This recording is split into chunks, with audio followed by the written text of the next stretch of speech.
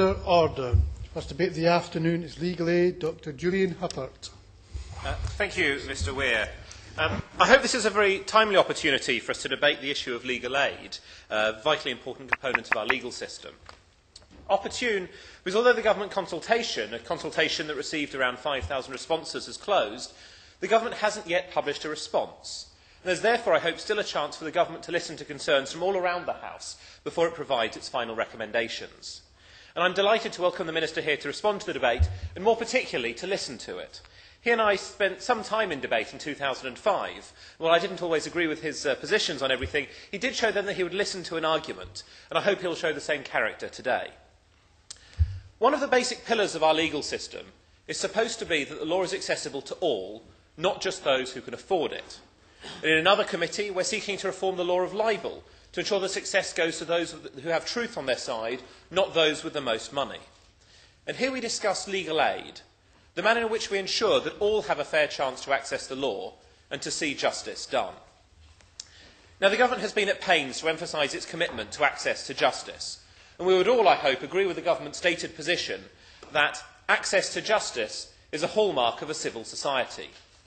Many of us would go slightly further and say it's a hallmark of a civilised society.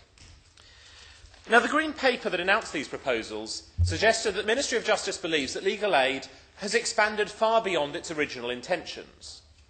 Now, I recognise, of course, there is often waste, and that there are unnecessary costs that can be eliminated or reduced. We should avoid simply caricaturing the current legal aid system. In my opinion, the legal aid system as it currently stands actually seems to represent broadly what Lord Rushcliffe had intended in his 1945 report. He argued that public funding for legal aid should not be limited to those normally classed as poor, but should also include those of small or moderate means. Now, according to the Ministry of Justice, the current legal aid system makes 29% of us eligible for publicly funded advice. One could argue, in fact, whether that goes far enough. Given the very unequal income distribution we have, even the median wage could well be described as falling under small or moderate means in some parts of the country. Now, I do accept that the wider fiscal situation and the rapidly growing nature of the legal aid budget both allow room for a consolidation through reductions in the budget. There is a balance to strike between access and cost. And this debate is largely an opportunity to discuss how such reductions can be achieved without harming the most vulnerable people in our society. A large portion of my speech will therefore deal with the scope of the government's proposals, but I also hope to draw the Minister's attention to the viable alternatives that have been proposed. Given the number of honourable members from all around the chamber here for this debate, I will try to be somewhat brief to allow others to speak. I'm sure one could easily fill 90 minutes with more detailed analyses of every single issue that I will cover. And it's easy to forget the recent history of legal aid, but I think it's important to look at some context for this afternoon's debate and remind ourselves that it underwent substantial changes under the previous government. Labour launched something like 30 consultations and reviews to try to sort the system out. And since the coalition has been formed, there's been the McGee review of legal aid delivery and governance and the Family Justice Review chaired by David Norgrove, both of which are pertinent to this debate. And I have to say that I'm very glad that the government eventually delayed its response to the consultation on legal aid until after the interim report of the Norgrove Review was produced. It's always useful to get expert advice before making decisions. And please be in no doubt, I appreciate much of what the Ministry of Justice has done since the coalition was formed.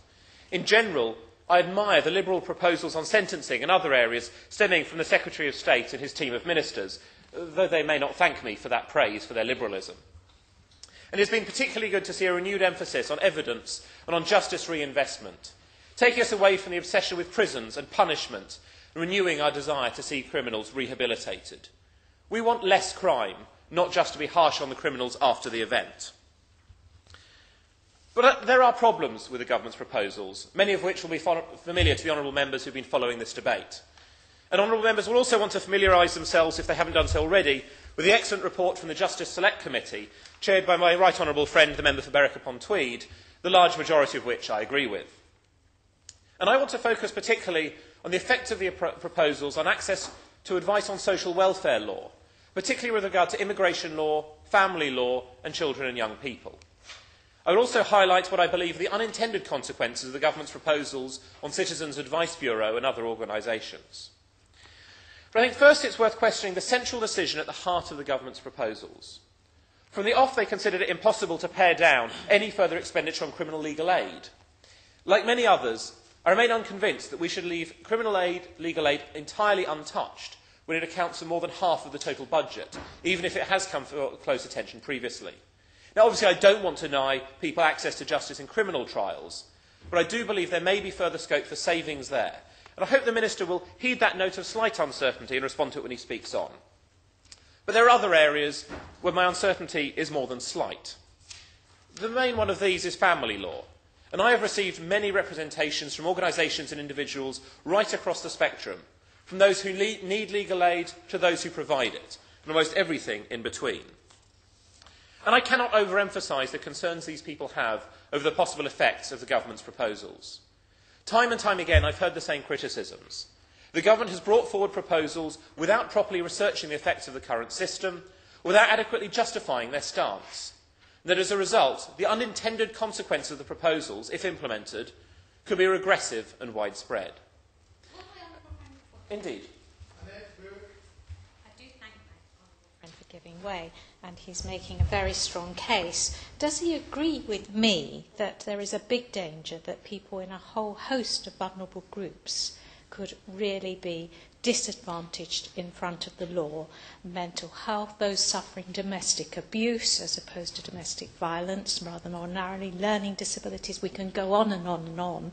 Would it not be better to be raising the bar for legal aid, but actually looking at case by case? Julian Huppert. Thank you. I thank my old friend for her comments, and she raises a number of issues, some of which I will come on to talk about. And it's a challenge. There is no doubt about it. There's no easy solution that says that we can protect all of the vulnerable groups that we need to. But there are ideas, such as the one that she mentioned, such as the work the Law Society has done, which I think may provide a better option. Would my honourable friend give way? Indeed.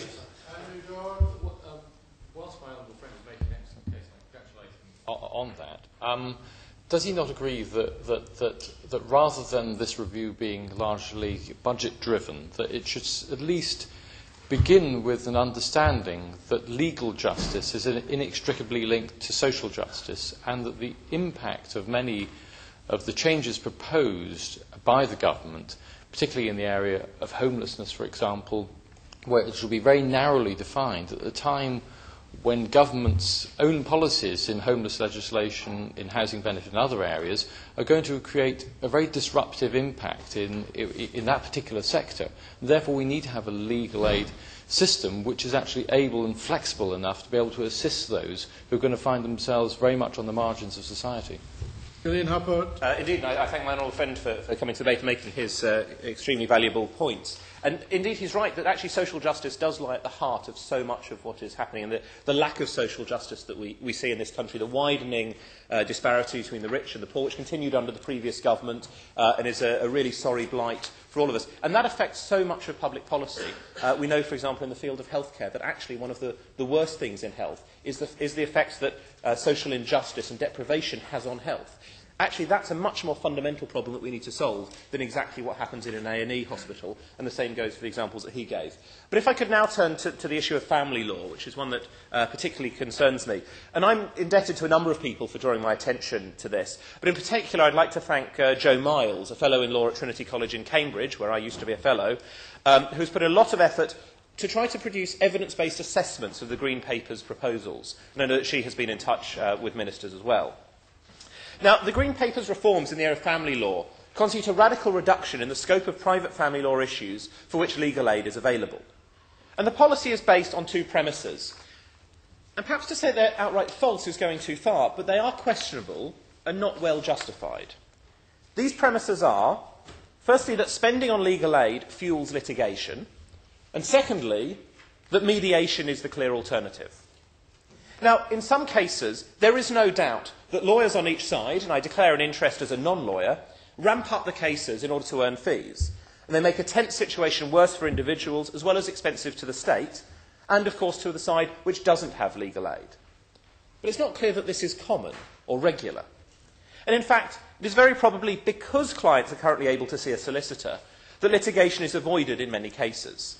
Solicitors can play a very important role in guiding their clients towards agreed resolutions or advising they have too weak a case to fight.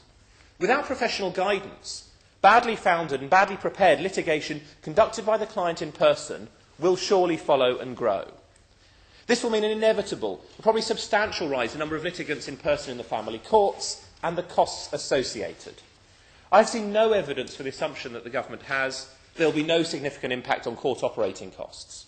I strongly suspect that what is saved in legal aid may simply be spent in court costs.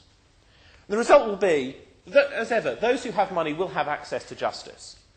Those who haven't the cash and also lack the energy and resources to litigate by themselves will simply not have access to justice.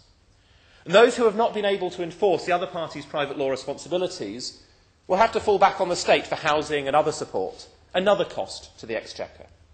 So, in fact, the removal of public funding from these areas of family law may have the opposite effect to that which is intended on the finances. On a related note, it may also hamper successful mediation. Studies have shown that one of the main reasons why mediation has been successful has been the threat of potential litigation.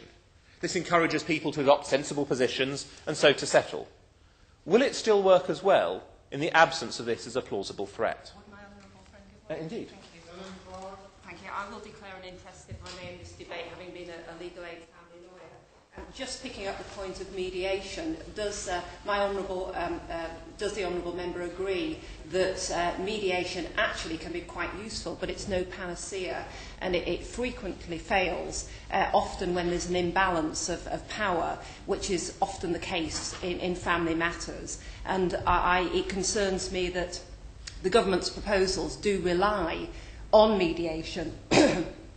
And that my concern too is where are all these mediators going to come from and who is going to pay for them? I thank the Honourable Lady for her comments and bow to her greater expertise in this particular area, and she's absolutely right. Mediation is fantastic. There is no doubt about that, but it does not solve every problem. It is a great thing to see where it works. Where it doesn't work, you have to have alternatives. And she raises the important point as well about the number of mediators. We're trying to turn to more and more mediation, more and more arbitration in a whole range of areas in the law, and there is a real question about how we can train people like that. So I hope that the government will revisit its proposals on reducing the scope of family law. We share the objective of controlling cost while preserving access to justice, and I hope the government will be able to reach a better balance than it did in its original proposals. But let me now turn to another element of family law which has had almost as much attention from the same organisations, the issue around domestic violence, which my honourable friend mentioned earlier. This is a blight that is far more common in our country than many of us would like to believe. It's a very private crime and so difficult to measure. But estimates based on available data, such as the British Crime Survey, suggest that as many as 1 in 5 adults have experienced it in some form. And the Green Paper takes a very narrow view of what domestic violence constitutes and how it can be evidenced. It seems that the government's only counting physical violence under the definition of domestic violence, and even then, only where relevant legal proceedings have been started or orders obtained in relation to it. And there are a couple of concerns about the consequences of this. Firstly, it provides a perverse incentive for people to allege domestic violence just to get access to funding for their other issues. In other words, it encourages court proceedings. It's not clear whether that would be actually people admitting what is actually happening or leading to false allegations, but either way, it will increase the court proceedings. Because we know there is a huge amount of research that many victims of domestic violence do not disclose their abuse at all. They're reluctant for all sorts of reasons to take legal proceedings in relation to them. We should not make it hard. And all of that would be bad enough. But I hope I need hardly convince anyone here that domestic violence surely cannot refer simply to physical violence. The threat of violence and mental torment must surely be something we would all be concerned about. I hope the government will take seriously the criticisms it has received on this point and clarify and strengthen their definition of domestic violence, that those who are at risk have access to justice and are protected. And there's a particular issue about those people, normally women, who are in the UK on a spousal visa with no access to public funds and are then subjected to domestic violence. And I've met such people myself in the Cambridge Women's Refuge, and I am delighted that the government is taking some steps to support them, extending the funding for the Sojourner Project, for example, which I hope will continue even longer. Everyone will work together to help these people. There'll be legal aid funding for them to get an injunction against their ex-partner. UKBA will fast-track their visa application, but there won't be any support for them to actually apply for the visa that unlocks all of the rest of their future support. Surely that is not right. And women in general will be disproportionately affected by the changes in legal aid. They are more often the recipients and less often have their own finances in place. Children and young people will also be disproportionately affected, partly because women make up the majority of primary caregivers, although of course not all. And I've received a considerable amount of evidence from a number of organisations suggesting that these proposals could deny many thousands of children and young people access to justice. Now, the Lib Dem youth policy includes a commitment to providing young people with access to specialist support and advice on their legal rights and responsibilities, something I would hope would get universal support. And I therefore would urge the government to think again more carefully about their proposals for young people. This seems to me clearly a group of people who are in general vulnerable and less able to represent themselves. It seems to me then that the current scope of legal aid should remain available to children and young people, even if it has to be reduced somewhat for adults. We should also be trying to target funding and support better towards this demographic in the future. And similar concerns apply with disabled people, whether they're young or old. The government plans, for example, to remove legal aid where it relates to matters of special educational need. Now, the Green Paper sought to justify this because they're an alternative source of support. They don't consider parents and carers bringing SEN appeals to be particularly vulnerable, and they believe that education of children should not get the same level of priority as other more critical issues. And I think this last is most concerning. The coalition government has taken some good steps to support families with disabled children. For example, the SEN Green Paper for my honourable friend, the member for Brent Central, which is a great step forwards. But this change would send entirely the wrong message to those families. Access to children is a right for education is a right for all children. It is a vital mechanism for removing some of the barriers facing disabled children and young people. Well, thank you. Indeed. I'm very grateful to him. And on that very point about special educational needs, would he not further welcome the proposals in the Green Paper to move to a system of mediation to resolve a lot of problems that parents and children have in challenging decisions made by local authorities? And should not that system of mediation be put in train with any changes to legal aid so that we do not end up in a situation where the good intentions of the Green Paper are frustrated by a lack of coordination between two departments? Julian Huppert. I thank the honourable gentleman for his comments. And yes, again, mediation can play a good role. And there are a number of cases where we do need to move away from the legalistic approach to resolving some of these problems to mediatory type approaches. But again, as I said earlier to the honourable lady, they don't always work. Where do we get them all from? We have to make sure that there is a fallback, a safety net for these people.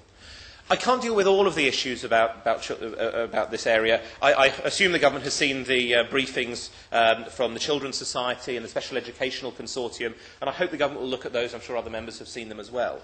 But indeed. Andrew George. I'm grateful to my honourable friend, and he's been very patient in allowing me. With regard to the theme which underlies this, which is public service and the improvement of public service, actually there is an important link which mustn't be lost by the government in terms of ensuring that those people who are there who are seeking to benefit from those public services should see an improvement in them. And we found this in the Health Select Committee. We look at clinical negligence, and that where, for example, the removal of legal aid is proposed in that area, how can a service move on and improve and learn lessons if those who are served poorly by that do not have access to the right kind of justice? Julian Huppert. My honourable friend makes an excellent point. I'm hoping to talk a bit later about the effect of the Jackson changes and how legal aid will work there and this double whammy that may happen to people with the two changes rolled up together. Lastly, on the subject of special educational needs, I'm sure other honourable members have had the constituents coming to see them as I have.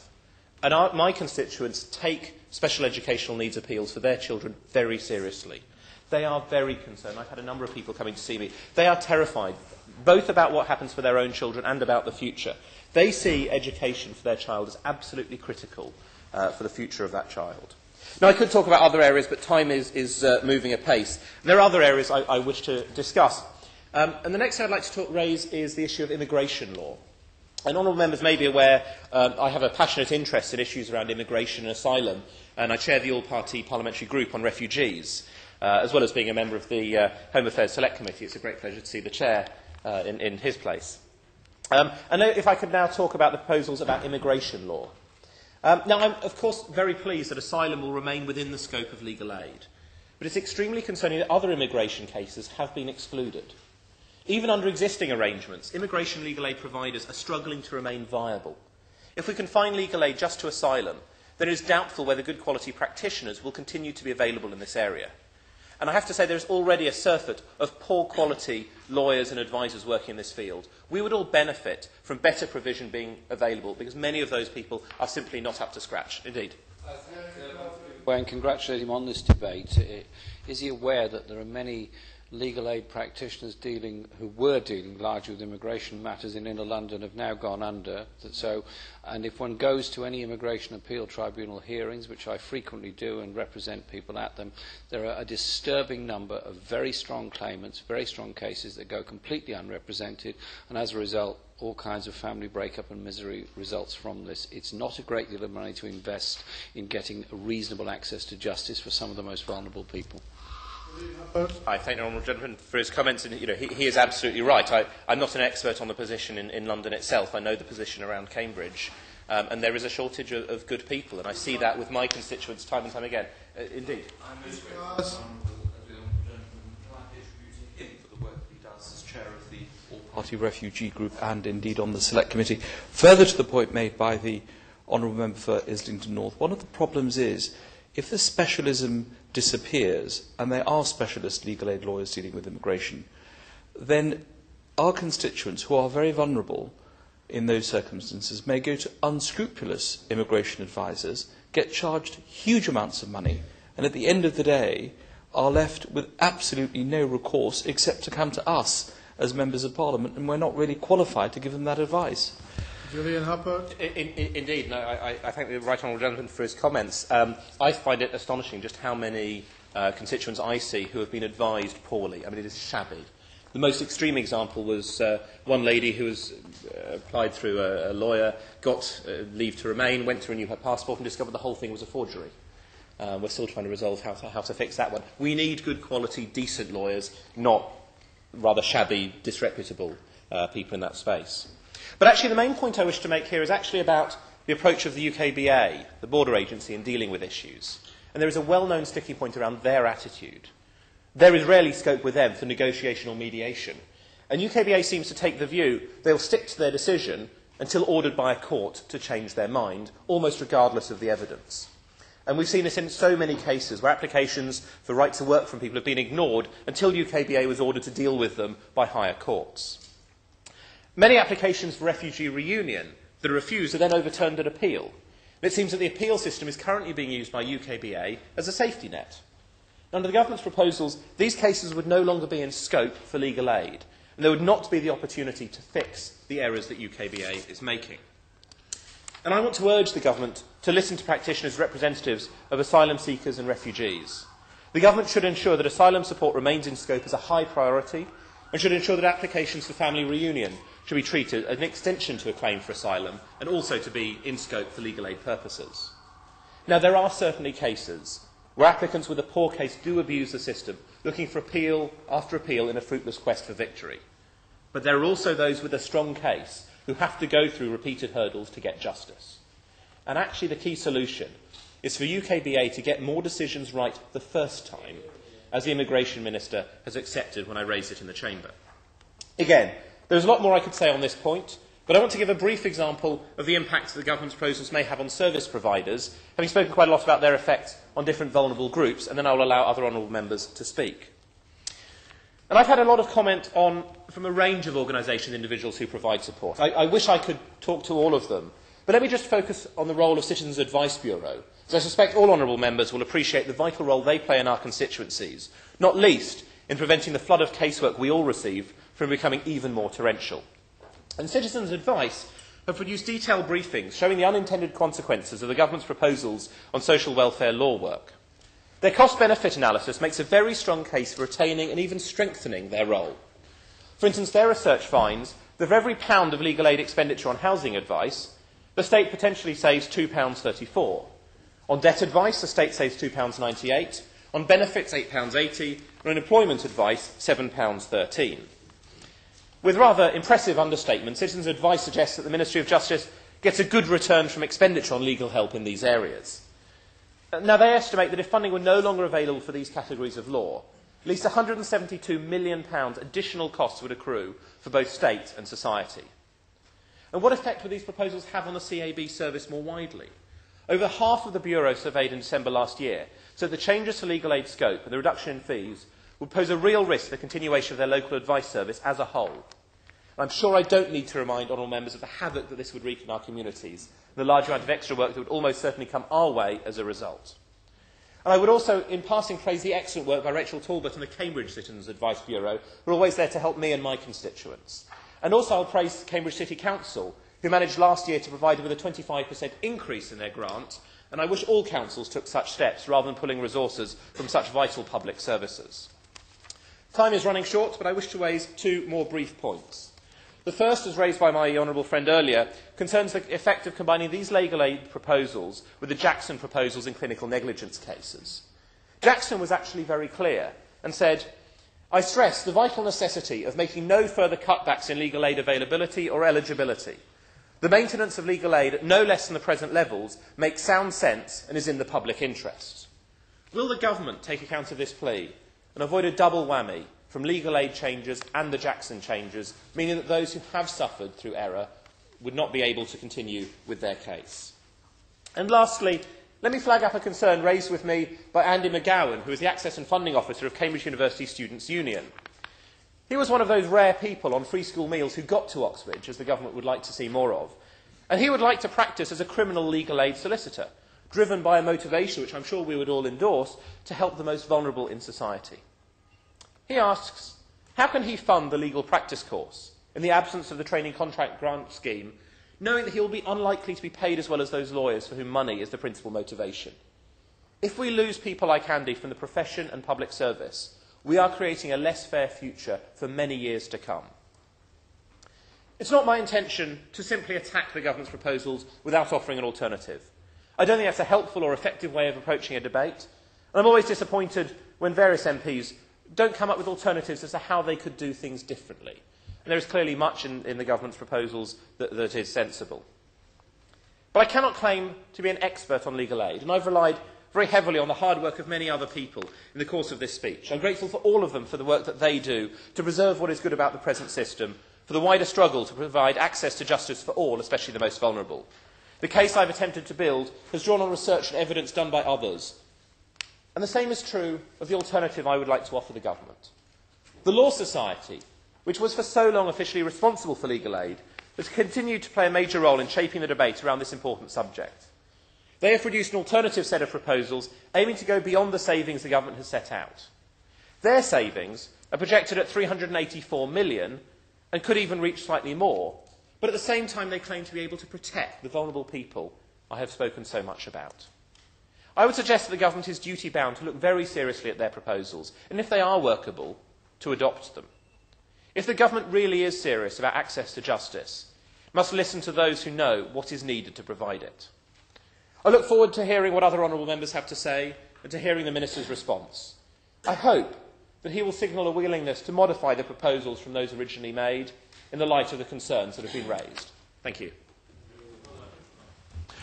Order. There are 5 members wishing to speak with about 40 minutes left before the wind-up. So I'd ask you all to do the maths and be as brief as possible. Yvonne Favage.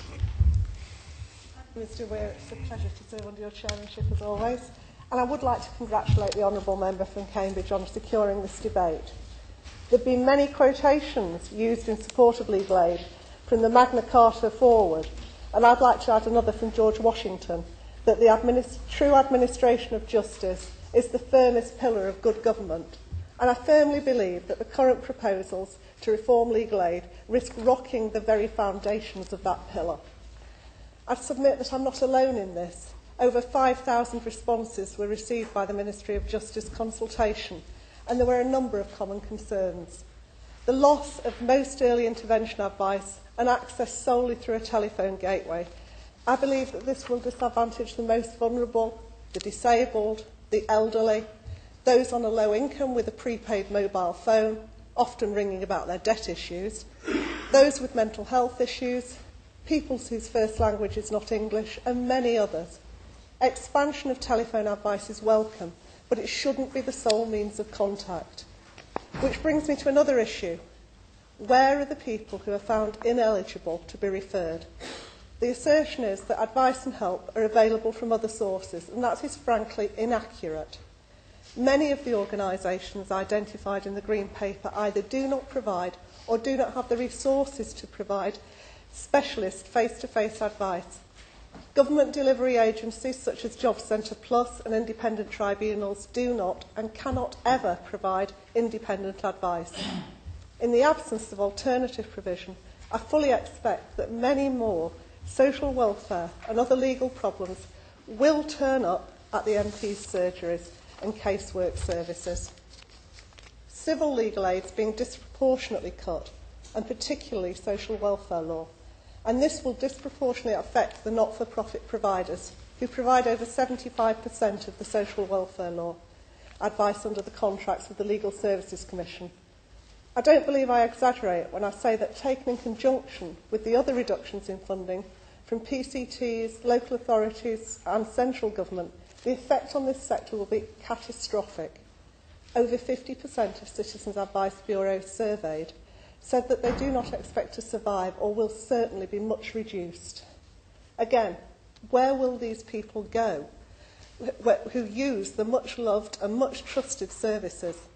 They'll either need further help from other statutory agencies as they move from coping with assistance to not coping, or they'll end up at MP's surgeries where we have neither the knowledge nor the resources to help everyone, or they'll become litigants in person, pursuing their cases without assistance or advice and causing huge backlogs in the courts and tribunal system. The cases are not simple, as has often been asserted by the Minister, and indeed do involve issues of liberty in some cases.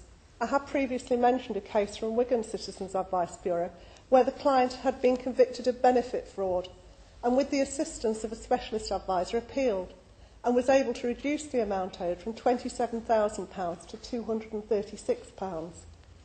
Debt problems too are often complex, requiring advisors to understand time orders, unfair credit relationships, bailiffs and insolvency law. Indeed, removing help from debt cases will inevitably lead on more calls on the health service, and I would refer honourable members to a paper on debt-related suicide produced by Zacchaeus 2000. The case studies in that paper provide tragic examples of the effect that debt can have on individuals' state of mind.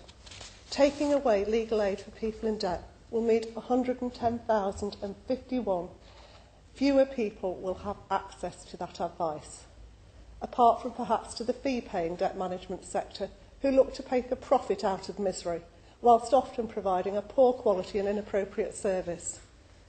These proposals will not save money in the long run. They will merely move the expenditure to other departments, and I urge the Minister to seriously consider many of the suggestions from the independent advice sector and the other consultation respondees on saving money, and not take social welfare law out of scope. There have been many suggestions, including reducing the bureaucracy, looking at the services provided, but as the Legal Action Group said, the personal, social and economic consequence of removing access to justice for so many people is unknown, and I would like to add, unforgivable. Thank you very much, Mr Weir. It's a pleasure to serve under your chairmanship, and I bear your exhortation about brevity very much in mind, and I congratulate the Honourable Lady, the Member for Makefield, for following your strictures, and I will do likewise. I speak today as, first of all, and I should make a declaration, as a former practitioner in legal aid at the bar for nearly 20 years, and somebody who has had wide knowledge of both criminal, family and civil legal aid in those years. And it's been a very changing picture over the 20-year period of my practice. I hesitate before using the phrase permanent revolution, but it has felt like that at times, particularly in the context of the last 10 or so years, when, with consultation after consultation, the previous government bombarded the profession and literally made it revolve on the spot with a number of questions it kept on asking of the system. The reality is this, Mr Weir, that whoever had been elected to government last year would be dealing with the legal aid issue. And whoever was sitting in the minister's seat would no doubt be putting forward proposals that would involve a reduction in expenditure of legal aid. And I think it's important that we take out any party politics from this issue, because I really do not believe for an instant that that either helps the debate or in fact puts it in a proper context. I'm a member of the Justice Select Committee, and as has been referred to by the Honourable Gentleman, the member for Cambridge, whom I congratulate for securing this debate today, the committee produced a report in recent months based upon a series of evidence sessions about the Green Paper. And it is a report that I commend to you. It is a report that was the result of a lot of hard work from committee members. And it came up with a series of conclusions and recommendations that I know the Minister is considering very carefully indeed. And I should say at this stage that the Minister has at all times been extremely open to suggestions and proposals and counter-proposals about the future of legal aid. And the work that he is doing in this area is something that I pay tribute to. However, the report that the Justice Select Committee produced makes for, I would submit, some challenging reading. And one of the most important and fundamental points that it seeks to make, Mr. Weir, is the dearth of evidence that exists at case level to work out what the key cost drivers of legal aid expenditure in England and Wales are. In other words, there is precious little evidence to help decision makers come to a view as to why it is that we spend more on legal aid per head as a percentage of GDP than other comparable countries.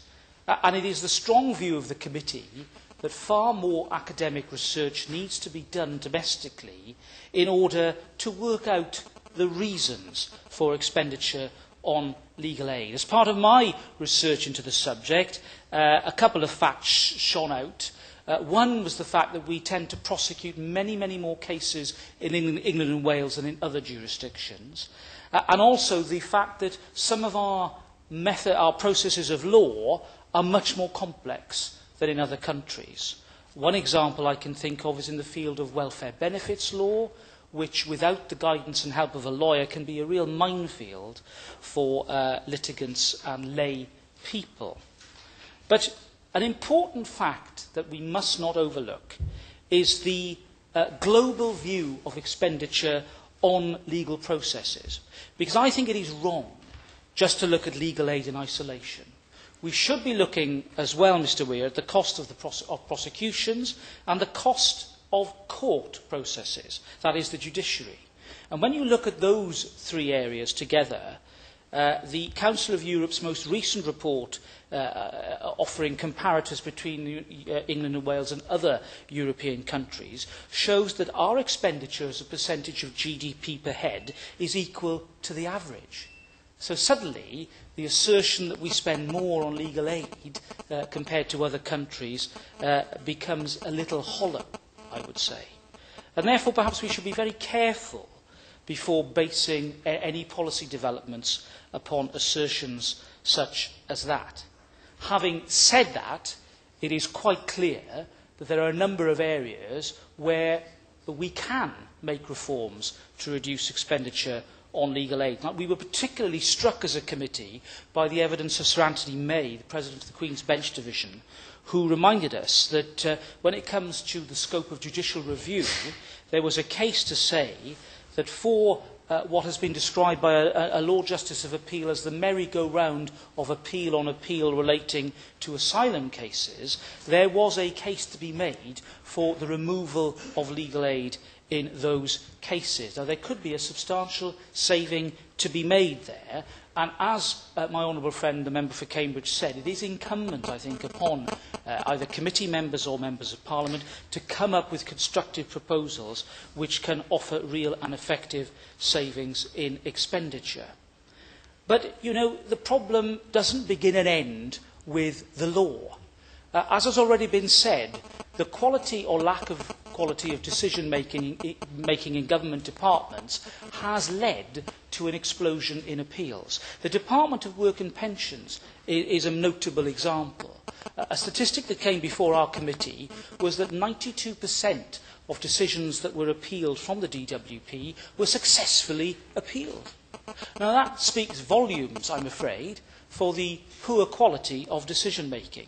And it was the view of our committee that we should adopt the polluter pays principle when it comes to the award of costs against departments that make poor decisions resulting in successful appeals.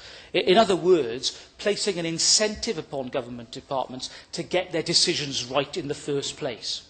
Now, I know the counter-argument has been that that merely involves a transfer of money from one department to the other, but we really need to get incentives right so that we can avoid the need to go to law in the first place. And I think that sort of approach across the piece when it comes to poor decision-making is one that we should be encouraging. There were many other points raised within the report, some of which have been covered already, and I don't seek to repeat them now. But, and I know the Minister will forgive me, he's heard me say this many times before, and I make perhaps no apology for repeating it again. The dangers in adopting the narrow definition of domestic violence and the narrow definition of reliance upon previous court orders, as opposed to undertakings or promises made by people to the court, open up a whole host of problems when it comes to making sure that people have fair representation in often quite serious cases. It simply is not a good definition to rely upon, and in our report we submit that the definition should not be relied upon, or at the very least it should be expanded to include domestic abuse. And I would go further and say a course of conduct representing domestic abuse to avoid the quite proper concerns I think the government has about one-off situations being characterised as perhaps something more serious.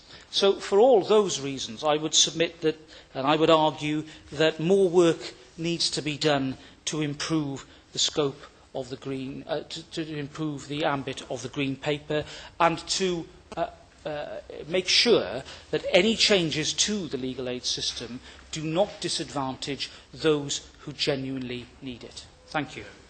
Thank you very much, Mr. Weir. Can I first of all say it's a great pleasure to serve under your chairmanship, and I'm going to truncate my remarks because of other people wish to speak. I don't wish to, as it were, trump the honourable gentleman for Swindon, but I have 35 years' experience of the law in family matters and crime, both publicly and privately funded. But I have to say to him that most of what he says I totally agree with. And obviously when people agree across the House, there's something to worry about, because there's a problem.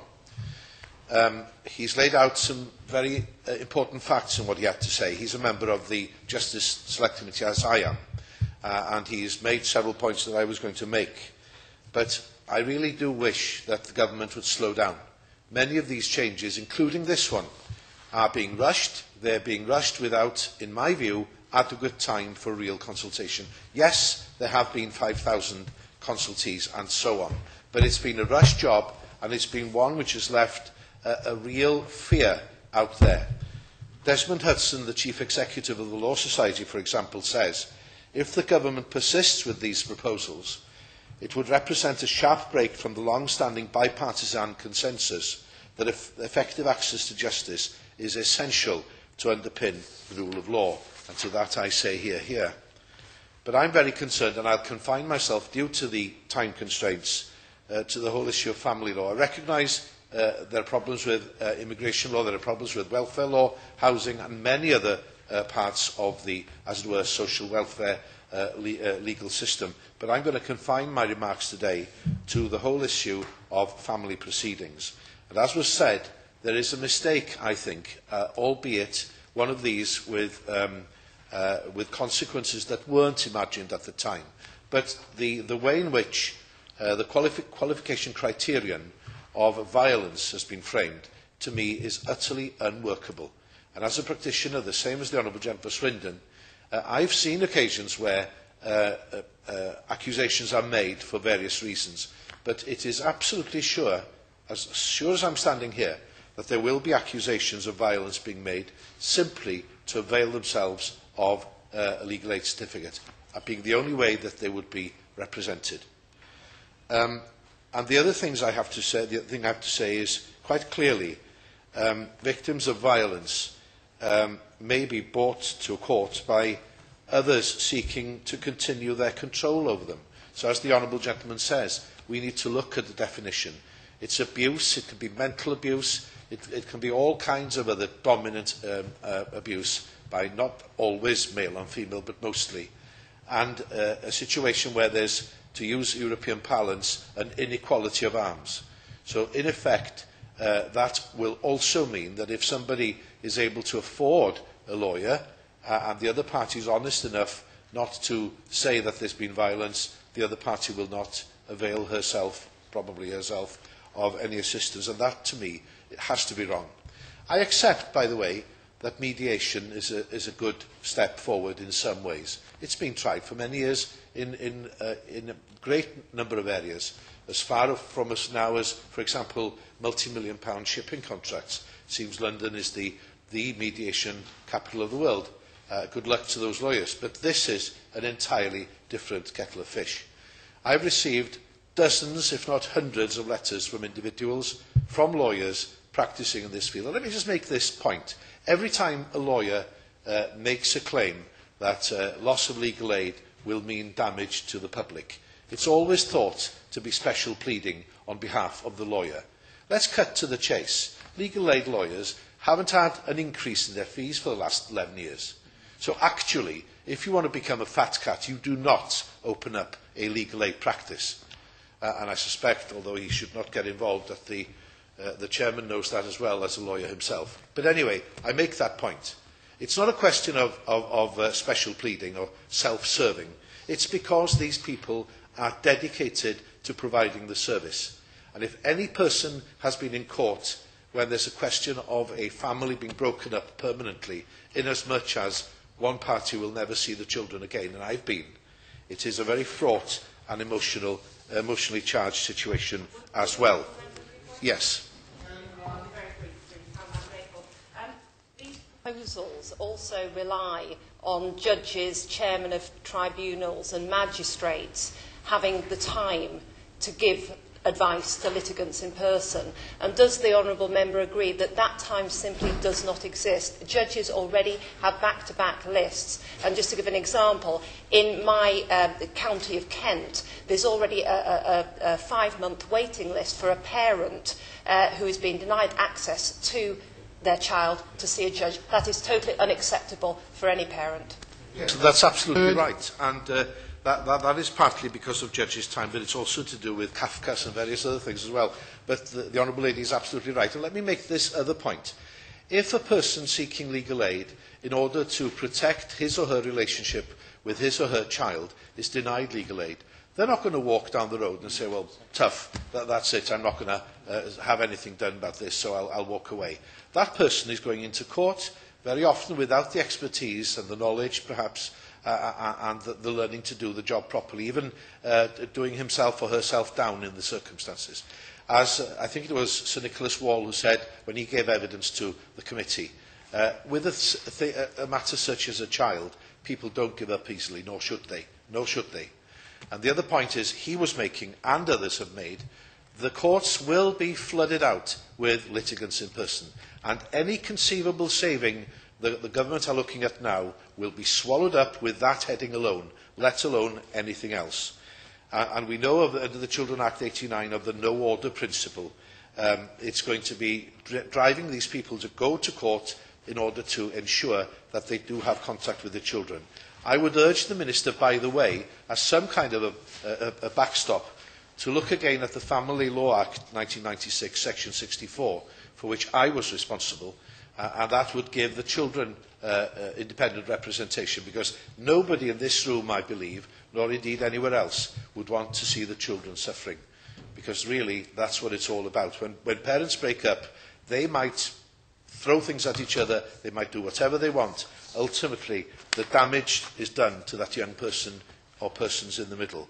And I would not want to stand by idly and see any protection for that sector of society not being properly looked after, because otherwise anything short of that is downright uncivilised in my view. Would the member give way? Very briefly, because others wish to speak. Thank you, Honourable Member, for giving way. In my experience as an elected representative over the last some 30 years as a councillor and so on, we have found that those who need legal aid most are those who come looking for it. Is it the Honourable Member's experience as well that if we're not careful here in the changes that the government is proposing, that we'll have a two-tier system, those who can afford it and those who can't? Well, I'm sorry to say that is exactly the point. That is where we're rapidly reaching at the moment. One might argue that we're already there, but it's going to be a situation where some people will get access, others won't. And that, again, is abhorrent. We're all equal before the law. We're all entitled to have equal access to the law and to the procedures of the law. It appears that these measures will limit that scope definitely, and there will be more. There'll be a law for some and not for the others. So I would urge the government again to look once more at this particular area. I'm not going beyond the idea, beyond the changes in family law for obvious reasons today. But I would say that Nagalro, for example, who, if they don't know what they're doing, nobody does. They say the changes are premature. They believe there's no sound evidence base for them. And they also believe that the children have not been considered as stakeholders for the purposes of impact assessment. I would merely say this in conclusion. I refer to page 71 of our report.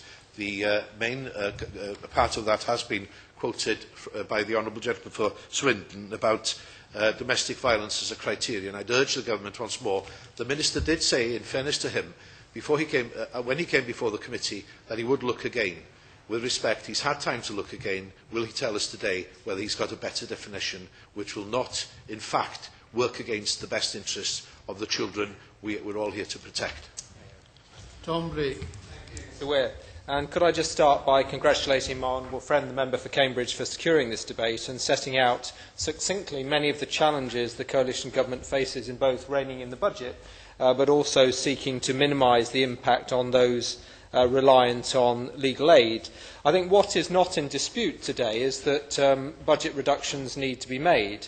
And when the MOJ's budget consists principally of staffing costs, prisons or legal aid, there aren't many areas where the government can go to identify these savings.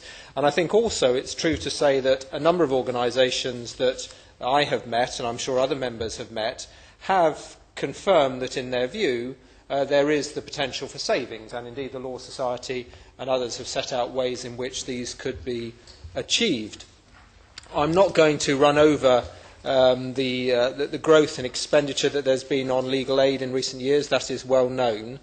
And it is clear that the budget reductions are going to have an impact on many organisations. And the Minister, I don't know whether I doubt, and I don't think we would expect him to read all 5,000 submissions that have been received, but he may have read a sample of those. And I'm sure that he has held a very large number of meetings with a range of organisations and will have heard the main concerns. And I thank him for meeting me with my local CAB and the national CAB to hear their concerns about some of the proposals. In the limited time that's available, I just wanted to restrict my comments to a couple of points. The issue of telephone advice, medical negligence, the impact assessment and also savings. Just on the issue of the telephone helpline, personally I think that telephone advice can play a key role and in fact may be accessible to people who currently don't feel able to access a face-to-face contact because they're put off by that in a way that perhaps they might not be in relation to a telephone contact. However, there remain many queries about how the telephone advice is going to work. Clearly there will be people, as other members have said, for whom telephone advice is not appropriate, and therefore I think a very clear pathway from perhaps an initial contact through to a referral, which is a face-to-face, I think will need to be provided through that service. how will urgent inquiries be dealt with? What is the referral process that is going to be used to make sure that the calls get passed through to the relevant organisation to deal with them? So if there's anything more that the Minister can do to flesh that out, I know that many organisations would be very interested to hear some more of the detail. Medical negligence is an area that, again, I'm sure many members have been lobbied about, and particularly the cases involving perhaps children who have been most seriously affected by medical negligence cases and how they can continue to be supported. And as an aside, the Minister may want to talk to health ministers about whether introducing a duty of candour, in other words, requiring health professionals to confirm when an accident has taken place, whether that could play a role in reducing the need for cases to go to court in the first place. In relation to family law, many other members have referred to that, and that's not a point that I'm going to touch on. The impact assessment. Now, the impact assessment confirms that proportionately the impact on the BME communities, women and low-income groups won't be disproportional because they are more represented in the group of people who receive legal advice or legal aid.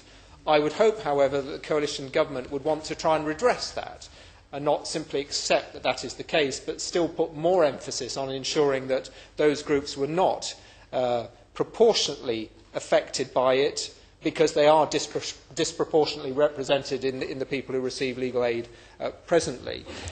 A number of members have referred to savings. My honourable friend did. The savings that can be derived through providing advice services. He quoted the figure of £1 of legal aid expenditure on housing advice saves £2.34. Employment advice saves £7.13. I hope that the Minister, if not now, but later on, will be able to provide some real analysis of the impact of the measures that we as a coalition government are proposing to ensure that we're not going to see the cost shunting that many people believe might arise as a result of these changes. Simply passing costs on to other government departments or other organisations is not going to be helpful. The final point that I would make is in relation to the proposals, which my honourable friend referred to, from the Law Society, and how those very concrete detailed suggestions are going to be taken on board as part of this consultation process. The Minister, I'm sure, will also be aware of proposals, for instance, that Keir Starmer, the Director of Public Prosecutions, has put forward in terms of how costs could be saved in the wider legal arena. So those are the points I'm hoping the Minister will respond to. Clearly, the government, quite rightly, have got to address the budget, but there are perhaps ways and means of doing this most effectively, and certainly the proposals that are on the table from a range of organisations about other ways of achieving that, I hope the government are looking very carefully at them and will, where it's appropriate, take their proposals on board. Thank you. Thank you, Mr Weir, and I congratulate the member of Cambridge on obtaining this debate and the way in which he introduced it and the value of the subject. And if I could in advance apologise to the Minister, I may miss part of his reply as I have a delegation of Disability Action in Islington due to meet me just before 4 o'clock, and I hope the Minister would understand that I need to be there to see them.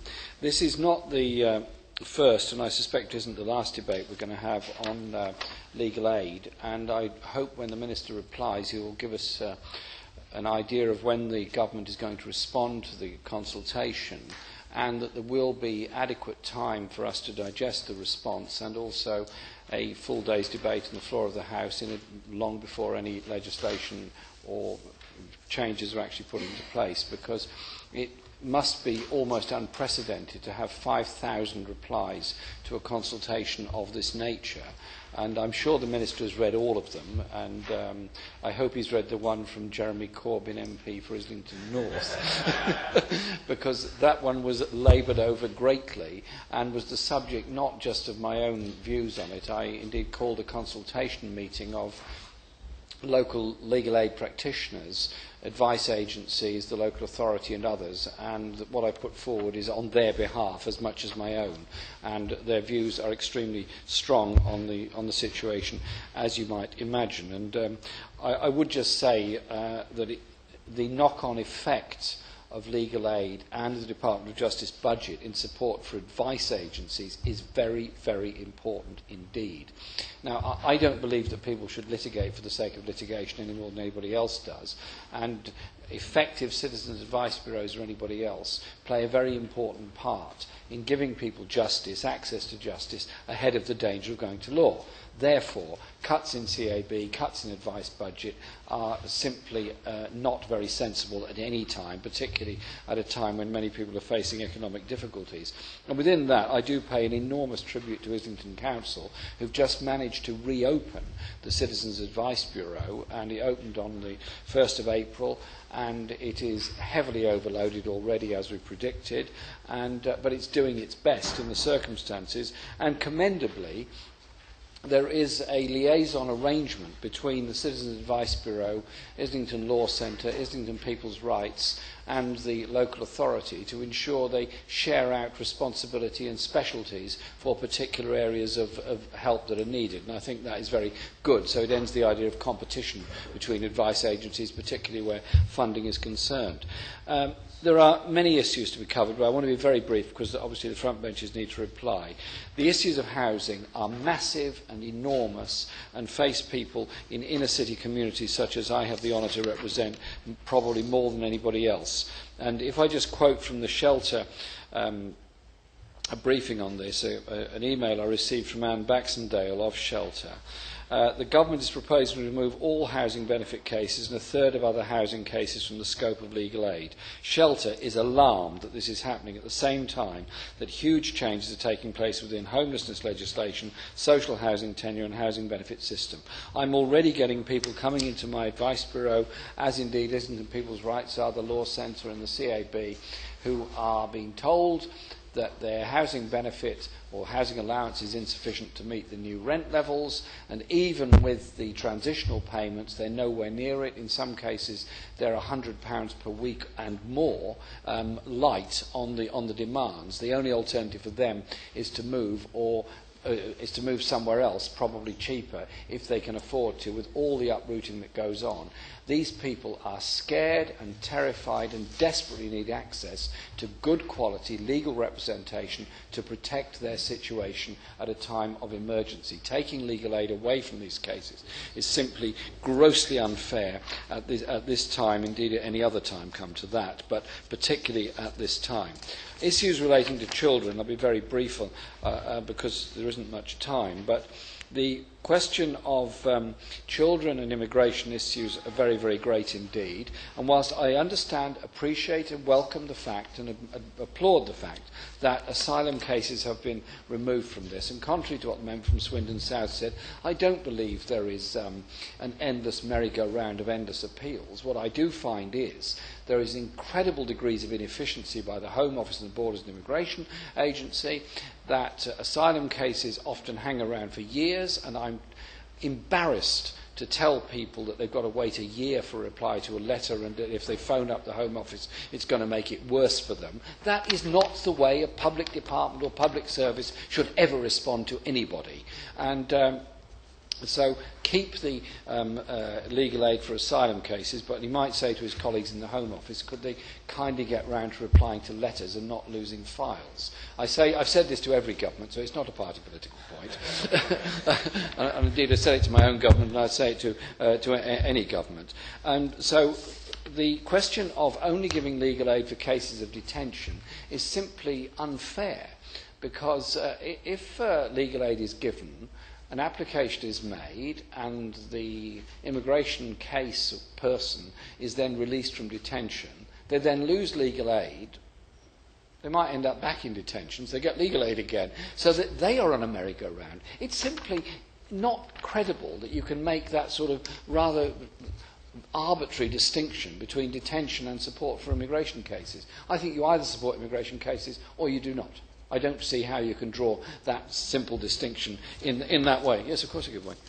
I'm part of a 10-year campaign to try and get the proper inspection and registration of immigration advisors.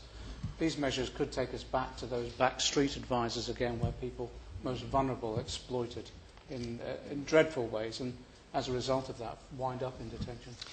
I was just saying during the debate to my friend, the member from Makerfield, of the exploitation and, frankly, chances that have now got involved in immigration law, well, basically they're spivs who charge very vulnerable people very large sums of money for writing letters.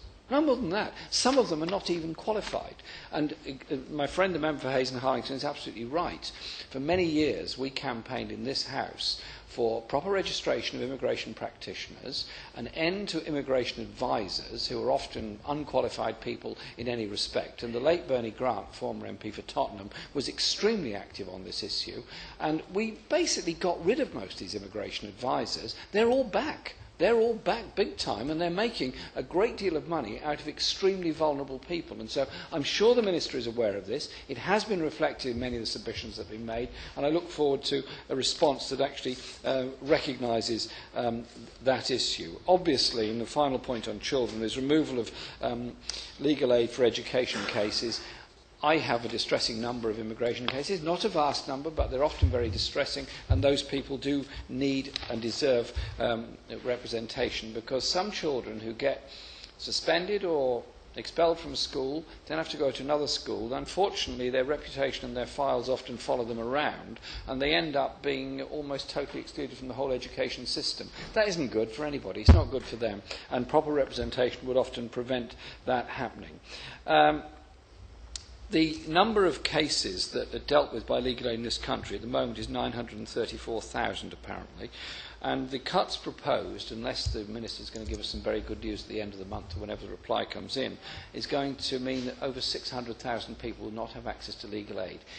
If we want a fair and decent and just society, everyone has to have access to law. It's not a litigation society, it's a justice society that we seek. And I do hope that the Minister will understand the strength of feeling of representations on this matter. Most people, the vast majority of solicitors acting on legal aid cases, and barristers as well, do not make much money out of it. They make far more money on commercial cases, far more money on libel cases, far more money on media cases or personality-driven cases. The majority of solicitors I meet who are dealing with hard to sort out legal aid cases are actually paid very little. They're working very hard and they're doing us a lot of good. Also, the loss of training contracts means that many of the solicitors of tomorrow are not going to be around to represent people. All those young people that are studying law in university and college at the present time, we want their skills. We want them to represent the hardest hit and most vulnerable in society. So I ask the Minister to think very carefully about the very thoughtful and very carefully prepared representation that I know he has received on this subject. Andy Slaughter.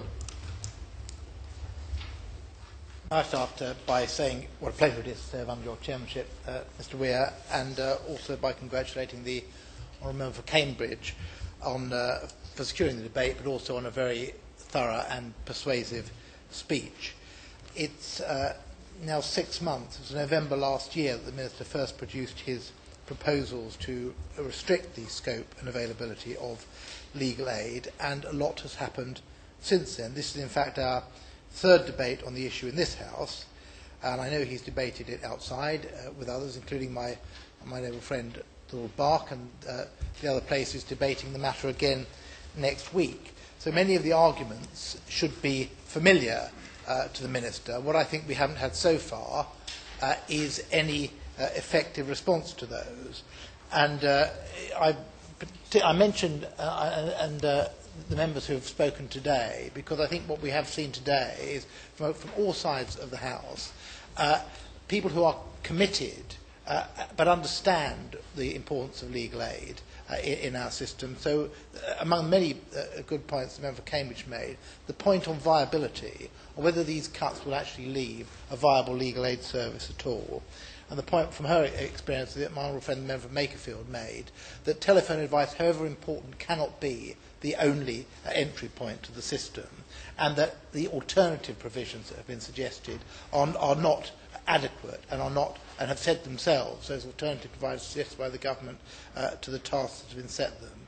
And the honourable member for South Swindon, who I think has nailed the allegation that we are hugely expensive in this country in relation to legal aid, proportionate to the cost of the legal system here, as he says.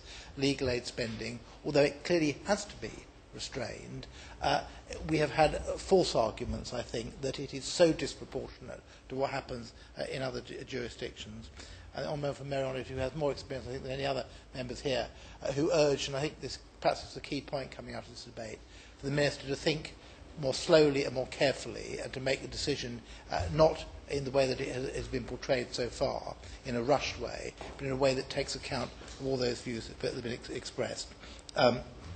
And, of course, my own friend, the member for Islington North, who talked about housing, a subject very dear to my own heart as well, and the effect that will have on our constituents in London, and the honourable member for Carshalton and Wallington, who talked about the false economies which there will be in making the cuts to legal aid. They may be familiar arguments, but they're arguments which I think the Minister needs to give answers to today, and particularly when he gives his response.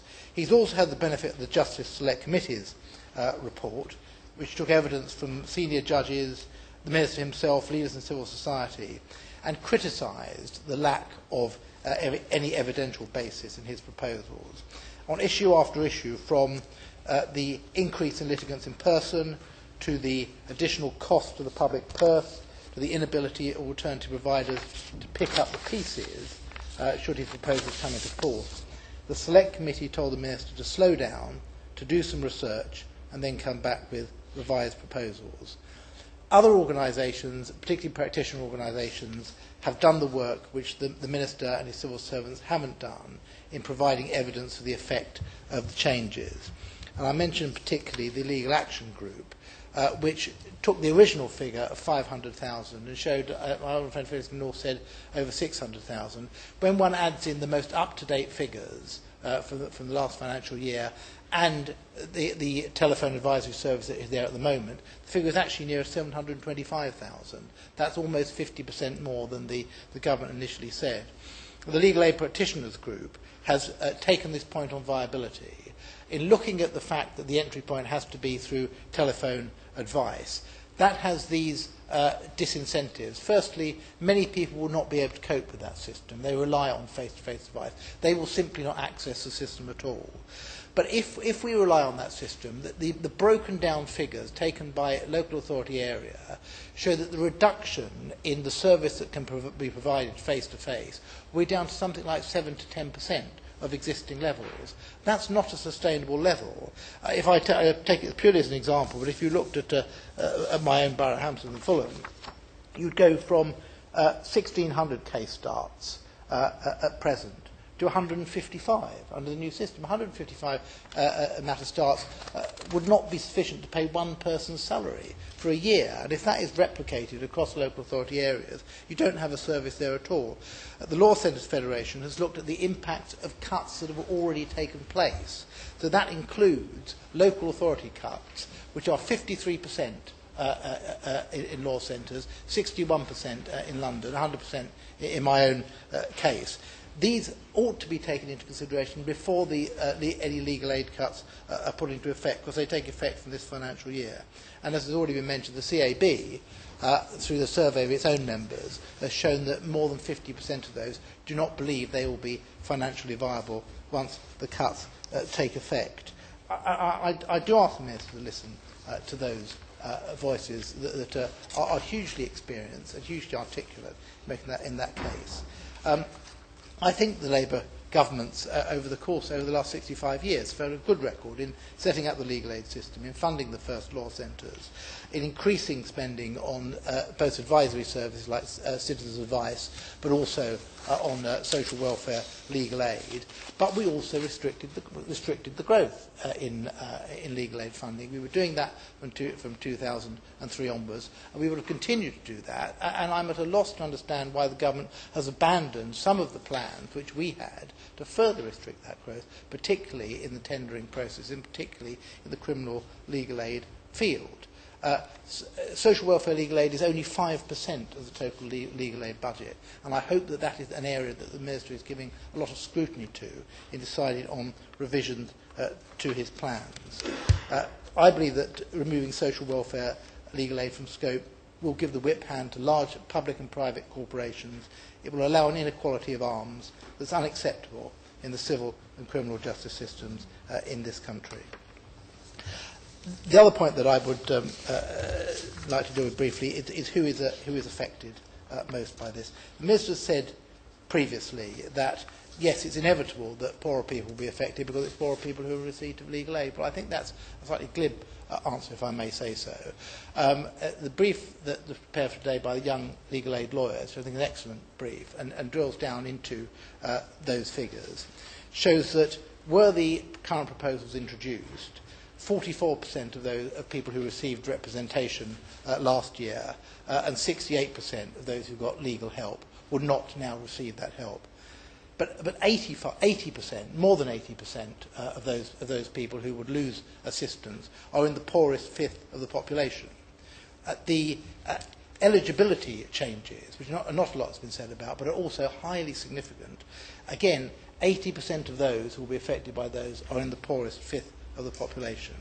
When one looks at the discriminatory effects of what the Minister is proposing, 31% of those affected by the scope changes in housing are black and minority ethnic population, compared with 8% of the general population. 63% of those affected by the scope changes to benefit and welfare legal aid are disabled, compared with 18% in the general population. The Minister may say it's a truism, but his government should be ashamed that changes of that kind are being proposed and the disbenefit it will have. And it is a myth either that representation is not going for legal purposes, it is somehow going for general advice. It is not. It's going for the understanding of quite complex legal issues and for appeals to higher courts. All the people who are currently benefited are in a position to represent themselves. Now, the Minister has heard, and I want to stop now because I want to give him the opportunity to reply. The Minister has heard from all sides of the House very eloquent speeches from his own side, of people who've had many years of experience of this. There is a growing call in the country, and I notice that Joanna Lumley has joined the campaign as well, which should give him pause for thought, given her previous track record on these matters. When he finally comes to respond to the 5,000, that is an increase for the 50 responses to the last Labour government's consultation on legal aid. And I don't expect, obviously, to get a full response today. I hope that he will have considered, even if he hasn't read everyone individually, what the overwhelming weight of opinion is in relation to the effect that this will have. Yes, on very vulnerable people. Yes, on those of us who still try to provide an advice service with very limited means. But on the whole criminal and civil justice system in this country, which is in jeopardy if we take away access to justice, and if we remove the right of anybody who has a meritorious case to get the initial advice, but also the representation and assistance in bringing their case to court. That's not, I hope, something which the Minister, with his background, would wish to see. And I hope he will give an indication in his response today, and a fuller indication when we have that formal response, and no doubt he will provide the date of that when he responds now, that the government has been listening to all those voices, and that it will respond with a more sympathetic and a more pragmatic attitude to the continuation of legal aid in this country. Thank you, Mr. Ware, and I should like firstly to congratulate my honourable friend, member for Cambridge, for securing this debate. I'm always pleased to debate with him, and many important points have been covered in the debate today by the honourable members for Makerfield, Merenid, Carl-Shulton, Islington, Hammersmith, and my honourable friend for South Swindon. And I do, of course, let me firstly say, recognise the strength of feeling about our legal aid system and the importance that honourable members in this hall attach to it and to access to justice. And let me also say that I share that feeling. And I can assure honourable members that the government does not look to reforming legal aid lightly. As honourable members know, the context of the government's overall reforms is, of course, to recognise the need to tackle the deficit that we inherited on entering office. It's hard to overstate how serious the situation we found was. Robust action was essential to maintain market confidence and create conditions for recovery. And that is why the Lord Chancellor agreed with the Home Secretary to significantly reduce, in real terms, spending in the broad area of justice and law and order, and to play our part in taking the necessary steps to getting our economy back to growth and stability. And last month's spending review set out the scale of the challenge for the MOJ, which is considerable. The department has to reduce its budget by £2 billion in 2014-15. There are various ways we are looking for savings.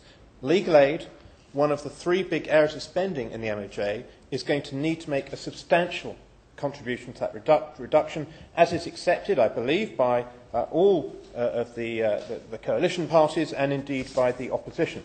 However, as I've mentioned before in previous debates, our policy cannot and is not simply being determined by dealing with the deficit. And you don't have to be well acquainted with our justice system, our legal structures or our legal aid system to see that there is considerable potential for reform within it. So financial considerations and the need for reform come together. And this presents us with an opportunity to develop new policies which secure access to justice and a legal aid system for the future. And the coalition government's aim is for a more efficient and effective justice and legal aid system, not just a more affordable one. It is in this context that we make our proposals to reform a legal aid system which has grown considerably over the years. Since the modern legal aid system was established in 1949, its scope has been widened far beyond what was originally intended, and without indulging in caricatures, as I think my honourable friend put it, the facts of the matter show that by 1999, legal aid funding was available for virtually every type of potential issue, including some which should not require any legal expertise to resolve.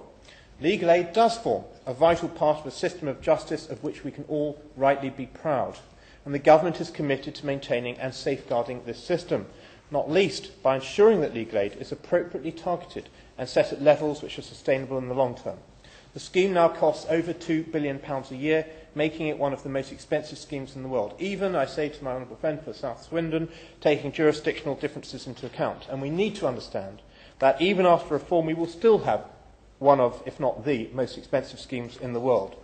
In developing our legal aid reform proposals, we went back to basic principles to make choices about which issues are of sufficient priority to justify the use of public funds, subject to people's means and the merits of the case. And the proposals in the consultation paper aim to take into account the importance of the issues at stake, the litigants' ability to present their own case, the availability of alternative sources of funding, and alternative routes to resolving the issue, as well as our domestic and legal obligations. And yes, I can confirm to my honourable friend from Cambridge that it is the most vulnerable to whom help will be prioritised under our proposals. And as you are aware, the consultation closed on the 14th of February. Since then, we have been considering all of the responses received, around 4,800 in total. I've also received many letters from honourable members during the course of this consultation, both representing their own views and informing me of the views of their constituents. This is our third debate in the House on legal aid, and I also welcomed the helpful input received from the Justice Committee's recent report. So I can confirm to honourable members that we in the MOJ are listening very hard at the current time, and we expect to announce our way forward in the next few weeks, and I hope that honourable members will see then how the coalition government's response will show how we are committed to working together with honourable members and stakeholders to ensure access to justice and our legal aid system fit for the future. But I am, of course, unable to give details about the government's response today. However, it may be helpful if I recap on some of the proposals we made to focus financial support on the areas where it's most appropriate and most necessary. The proposed reforms involve significant change to the scope of legal aid funding, which many of you have raised concerns about today. We did not propose any changes to the scope of criminal legal aid, and it was also proposed that legal aid will also still be routinely available in civil and family cases where people's liberty is at stake or where they are at risk of serious physical harm or immediate loss to their home. For example, we propose to retain legal aid for asylum cases, for debt and housing matters where someone's home is at immediate risk, and for mental health cases.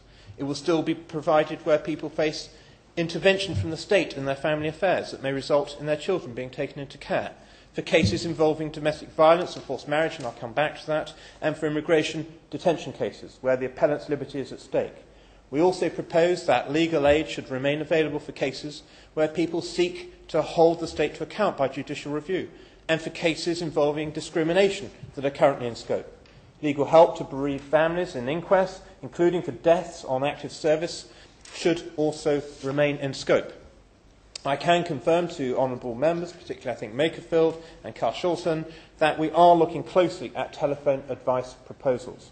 But I would maintain that to a great extent these will help rather than hinder access to justice, particularly for the disabled and those in rural areas, and this will be covered in our response.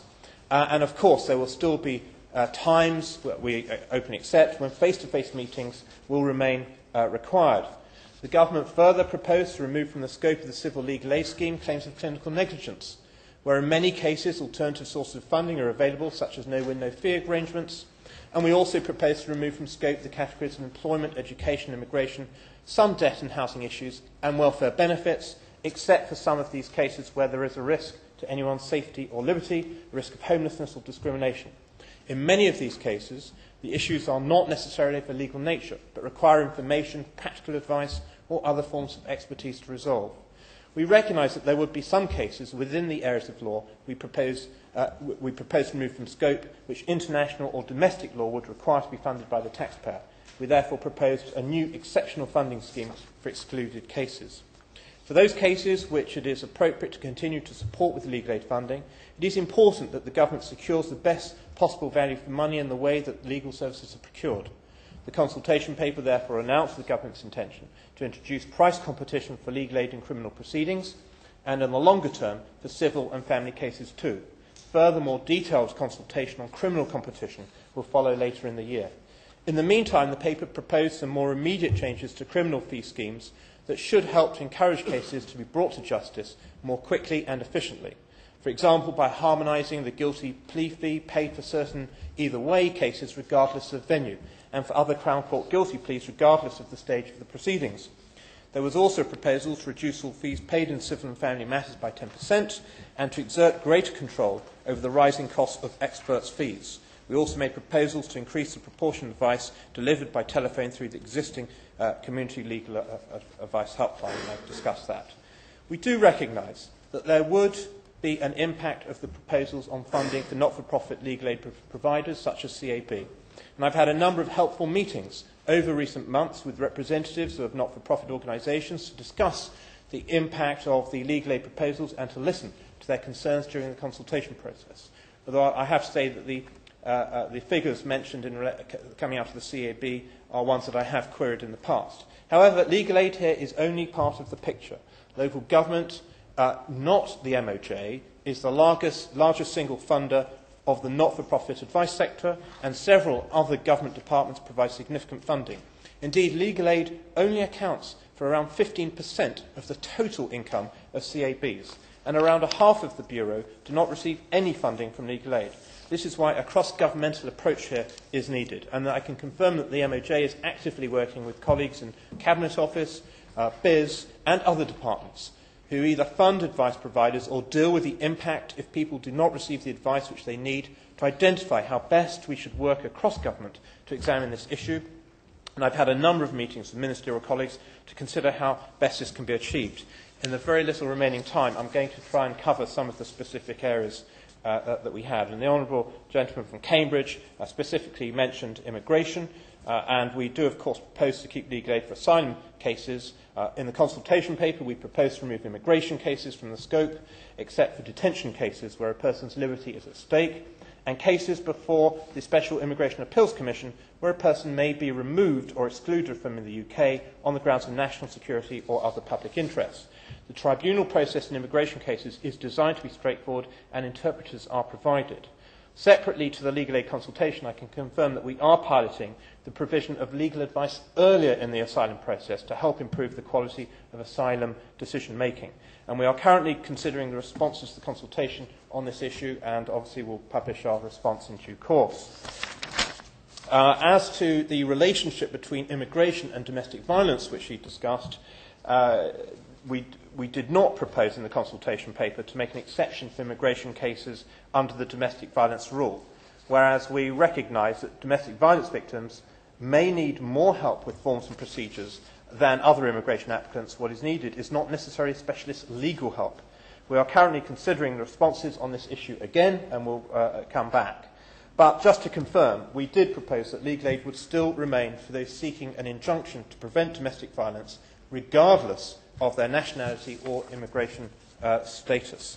As regards the question of domestic violence in the context of private family law, which you also raised, and the question of the definition of domestic violence being too narrow, also mentioned by, I think, Honourable Friend for South Swindon, Marinid, and others.